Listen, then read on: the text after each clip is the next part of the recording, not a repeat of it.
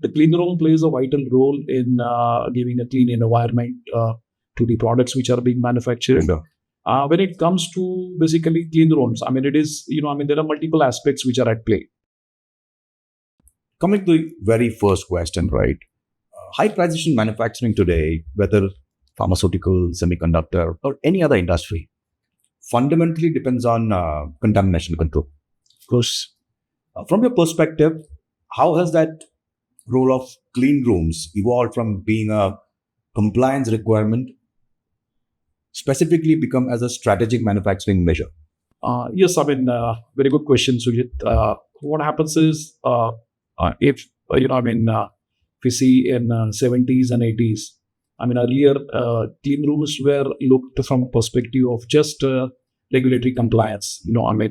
Whereas actually it is, a lot more to that perspective of clean rooms. It just not limited to, a mere regulatory compliance, but it is basically, it has a direct impact on the product qualities which are being produced.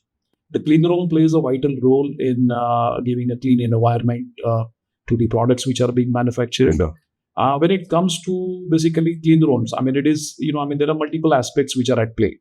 One is basically the very prime is the product safety. Beyond that, especially today when we talk about advanced pharmaceutical manufacturing, when we are talking about oncology drugs, or we are talking about hormonal drugs, or we are talking about the sterile products. So what happens, here, apart from the product safety, equally important is the employee safety. When it comes to employee safety, basically, on top of that, we all know, in today's world, the energy has become very expensive. So whatever designs we do, they should not be energy guzzlers.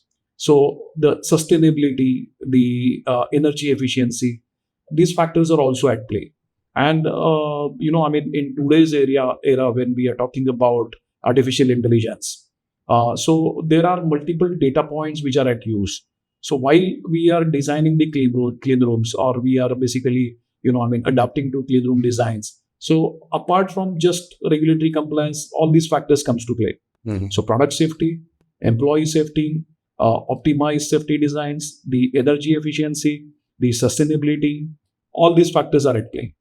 Okay. And is there any way you actually measure the impact of clean room? There are multiple parameters you said, for example, be it OEE or rejection rates, anything comes into picture here? Absolutely. Clean room has a direct impact on overall equipment efficiency. Because what happens, if you don't give the right environment for the equipment or product to perform, probably your product will be at risk. So very important is the product itself, basically, because it has an exposure. The clean room is all about basically the, the viable counts, the indoor air quality. The air is always basically which is going to come in contact with product. So it is very essential. So it does have the equipment's impact on the overall equipment efficiency that is there. Apart from that, it needs to be very closely integrated with the manufacturing equipment. So what we call it as a risk-based approach, when we design the facility.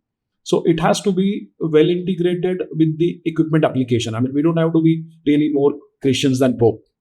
We have to do just adequate or just essential what is required for that particular product or that particular environment. So these are the factors which are kept at the core, and this is how things are being looked at.